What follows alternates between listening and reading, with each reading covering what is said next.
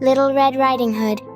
Once upon a time, in a small village by the edge of a vast, mysterious forest, there lived a sweet little girl known to everyone as Red Riding Hood. Her kind heart and bright red cloak made her loved by all. Red, take this basket of food to your grandmother. She's feeling ill. But remember, stay on the path and don't talk to strangers. I will, Mother, I promise. As Red Riding Hood ventured deeper into the forest, the shadows grew longer, and an eerie silence filled the air. Little did she know, someone was watching her. Good morning, little girl.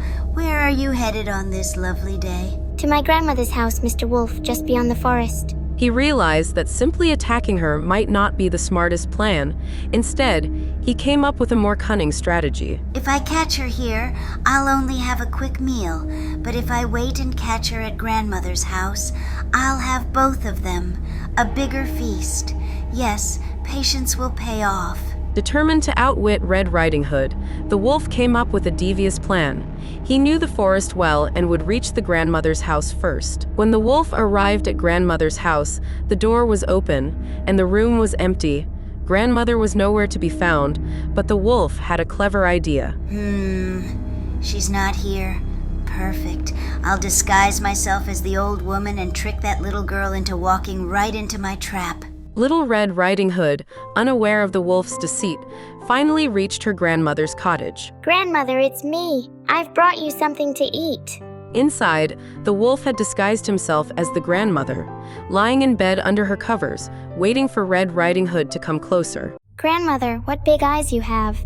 The better to see you with, my dear. And what big ears you have. The better to hear you with. And what big teeth you have. The better to eat you with. But just as the wolf was about to pounce, a brave woodsman passing by heard the commotion and burst into the cottage. Get away from her, you foul creature. The moment the wolf saw the woodcutter, it fled in fear, vanishing into the forest. With the wolf gone, Red Riding Hood and her grandmother were safe, thanks to the brave woodsman. And from that day on, Red Riding Hood always remembered to stay on the path. Thank you, my dear child. You saved me. No, Grandmother, it was the woodsman who saved us both.